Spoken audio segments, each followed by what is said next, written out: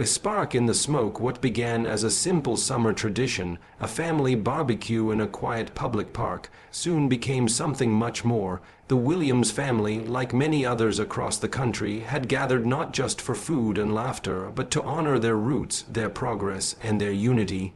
Their annual Freedom BBQ was more than just an event.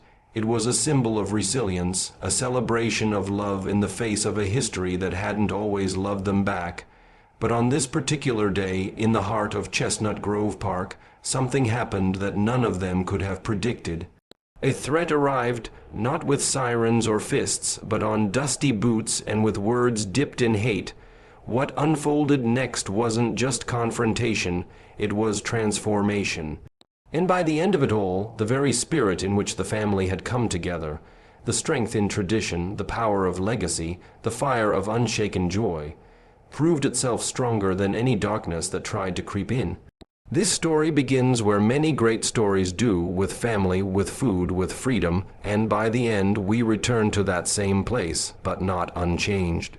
The Williams family hosts the annual Freedom BBQ. It was a Saturday soaked in sunshine, the kind of day that felt like summer was writing poetry on your skin. In Chestnut Grove Park, a quiet yet historic public space tucked on the edge of Monroe County, the Williams family was setting up for something far more powerful than just a picnic. This was their Freedom BBQ, a tradition that had been alive for nearly 2 decades. The smell of hickory smoke drifted through the tall oaks while colorful folding chairs lined the grass like patchwork. There was laughter in the air, soul music dancing from a speaker, and tables dressed in red, black, and green cloths, the colors of pride, of struggle, and of celebration. Every year, on this exact weekend, the Williams family would gather not just to eat, but to honor those who came before them. It was their way of remembering the road from slavery to freedom, from segregation to strength. Elders shared stories, cousins tossed footballs, and aunties yelled at uncles for burning the hot dogs, though no one ever stopped eating them. The event wasn't advertised, but everyone knew. This was a homecoming in the open air, and no one left without a full heart. And a full plate, 8-year old Malia runs a lemonade stand at the event in the heart of all the noise and joy. There stood a small wooden table, decorated with glitter stickers and a hand-drawn sign that read, "Malia's Lemonade $1 or a smile?" 8-year old Malia Williams was the youngest of the clan, but she had the heart of a leader. With her sunflower yellow dress swaying in the breeze and her braids bouncing with every step, she poured lemonade like it was magic. Her tiny stand had become the gathering point for every child, and more than a few thirsty adults. But for Malia, it wasn't just about selling drinks. Her mother had told her that every great leader starts by serving others, and she took that to heart. She greeted each person with a thank you and a smile that could melt even the thickest heat. For her, this stand wasn't just a way to earn a few dollars. It was her way of contributing to the legacy, of being part of something bigger. Parents watched her with pride, and cousins teased her with affection. The pitcher never stayed full for long. Malia's lemonade was sweet, cold, and just the way Grandma used to make it. But her presence, her confidence, and her voice was what truly made it special. And though she didn't know it yet, that same voice would soon silence something much colder than any drink she could pour.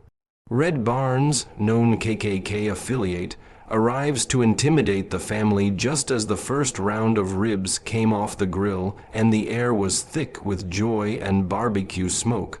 A quiet disturbance rippled at the edge of the park. Tires crunched over gravel, a rusted pickup truck, coated in dust and flying a faded Confederate flag on its bumper, rolled to a stop. Out stepped a tall, wiry man wearing worn denim overalls, boots crusted in dried mud, and a camouflage cap pulled low over his eyes. He was instantly recognizable, even from a distance. Red Barnes. The whispers passed faster than wind through trees. Red was an infamous figure in Monroe County. Rumors had followed him for years, rumors about meetings in barns, burning crosses in the woods, and threats that had kept certain families on edge for generations. Though the hoods weren't worn in public anymore, the hatred still lingered in men like Red. Everyone knew it, And now here he was, walking straight into the family's peaceful celebration. He didn't say anything at first. He didn't need to. His mere presence, heavy with prejudice, sucked the laughter from the air like a vacuum.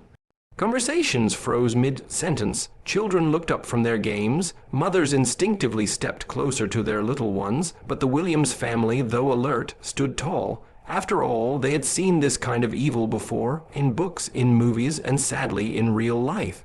Red's boots thudded over the grass like war drums, slow and deliberate, as he approached the crowd with eyes cold as river stone. He attempts to provoke and harass the group with racist remarks. The silence cracked when Red cleared his throat loudly and spat tobacco juice into the grass, just inches from a picnic blanket. "Well, ain't this something?" he muttered, loud enough for all to hear. "Whole park taken over. Guess you all think you own the place now." His voice was low and gravelly, soaked in venom designed to sting.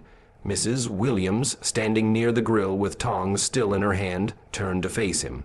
"It's a public park," she said evenly. "We're here like everyone else enjoying the day." Red chuckled, but there was no humor in it. Sure, public, until some folks forget their place." The words fell like stones in the middle of the picnic. A collective breath was held. The music from the speaker fizzled out as someone hurried to turn it off. Even the wind seemed to stop. Some of the younger men took cautious steps forward, muscles tensed, nostrils flared, but Mr. Williams, ever the calm center of storms, raised his hand firmly. "No one gives him what he wants," he said softly to his nephews. "He's a fire looking for fuel." Red looked around, sneering. "Bet your kids don't even know where they come from. You teach 'em to blame good white folks for everything wrong, huh? That it?" Eyes narrowed across the crowd, but no one took the bait, not yet, and then Red's gaze landed on the lemonade stand. On the little girl in the yellow dress, on Malia. He took a slow step toward her, pointing with a crooked finger. "What about you, sweetheart?" he sneered. "They teaching you how to hate people like me yet?" Malia looked up, blinking but unafraid. And something powerful, began to stir in her chest. The moment was coming, and Red Barnes didn't know it yet, but he was about to face something far stronger than any crowd he'd tried to scare before. Tension builds as the family stays calm under pressure for a long moment. The park stood still, caught between memory and fear, between the present and a history too heavy to forget. The tension in the air was as thick as the August heat, and the scent of barbecue seemed to disappear beneath it. Red Barnes, unmoved, let his words hang like a noose. He smirked, expecting anger, outrage, maybe even violence. That's what men like him fed on. He wanted them to break. Just one spark, one outburst, to justify the darkness he carried like armor. But the Williams family didn't flinch. They had learned long ago that strength didn't always roar. Sometimes it stood silent, unshaken, and unbowed. Mr. Williams stepped forward slowly, his eyes calm but locked with Red's. A school principal by profession and a quiet leader by nature, he had stared down troubled teens, school board politics, and bureaucratic storms. But this wasn't new. It was just another ghost wearing a body. "This is a family event," he said firmly, voice steady. "We're not here to fight you, Red. We're here to live." Red's smirk faded slightly, his jaw tightening. Behind Mr. Williams, Uncle Theo lowered the grill lid without taking his eyes off the intruder. Aunt Rochelle clutched a wooden spoon like a baton of resolve. The children were being slowly, quietly ushered toward the folding tables on the far end by the older cousins. No screaming, no panic, just unity. Red may have brought darkness with him, but what he faced was a wall of dignity. Still, he wasn't done.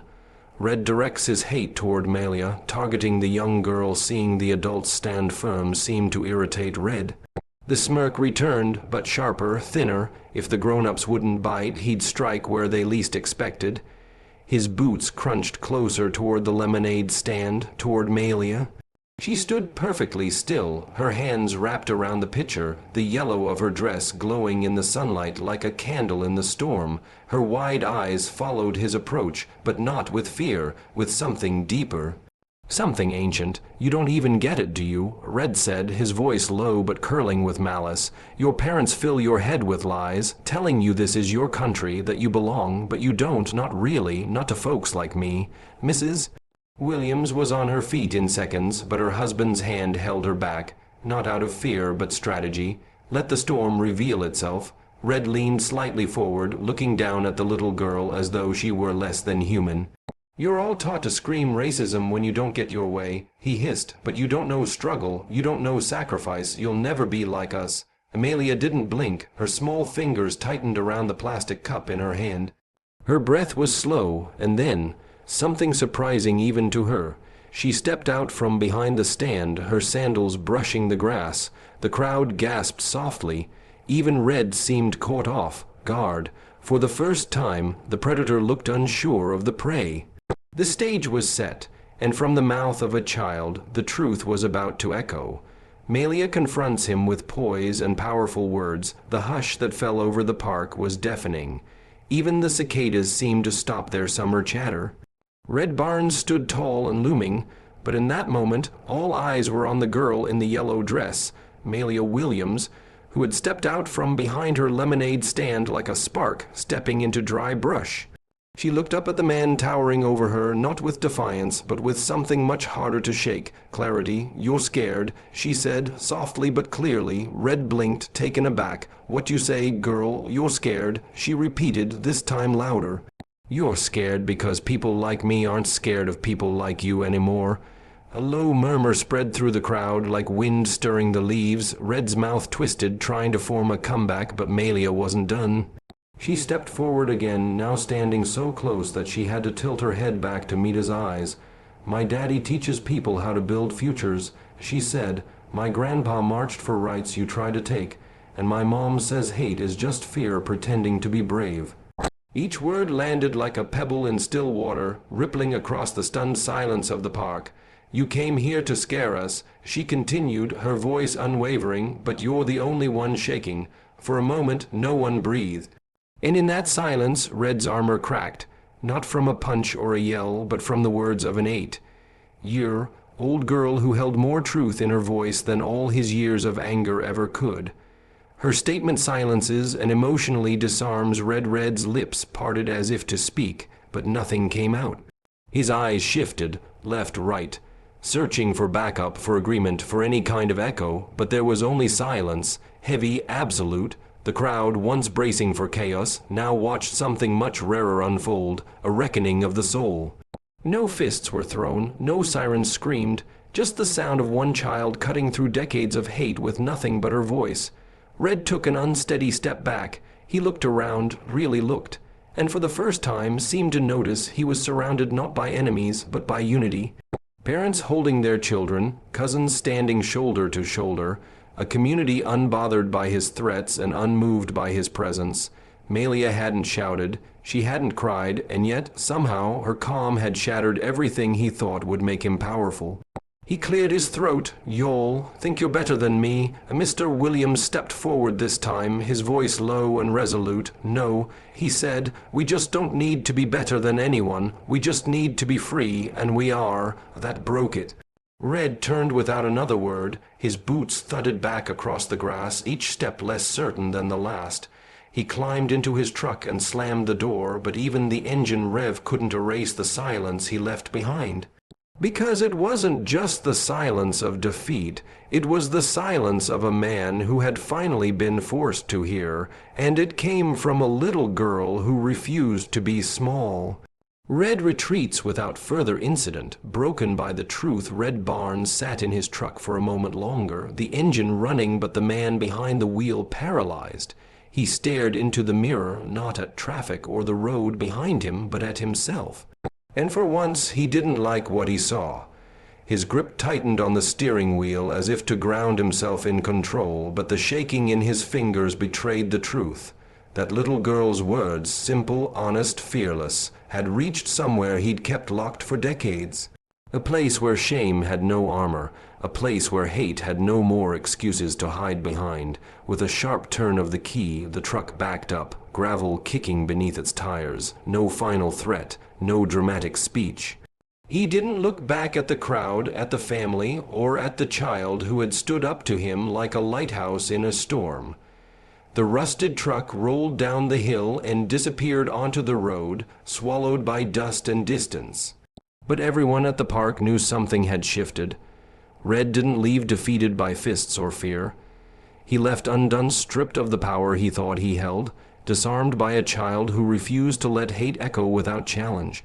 And in his absence, the silence was filled again with the sounds of life. Music clicked back on, grill lids were lifted, and one by one the crowd began to exhale, not because the threat was gone, but because courage had stayed.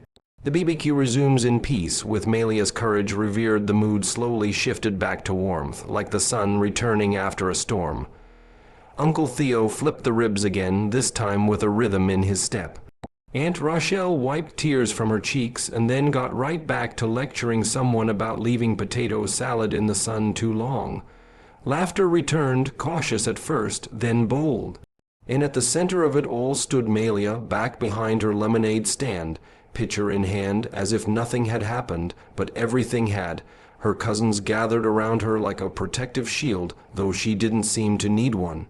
The little girl who once just wanted to make a few dollars and bring smiles now stood taller, brighter. She had faced down hate and come out holding truth like a torch. Mrs. Williams bent down and kissed her daughter's forehead, her eyes glossy with pride. Mr. Williams simply placed a hand on her shoulder. No speech was needed. The moment had spoken for itself.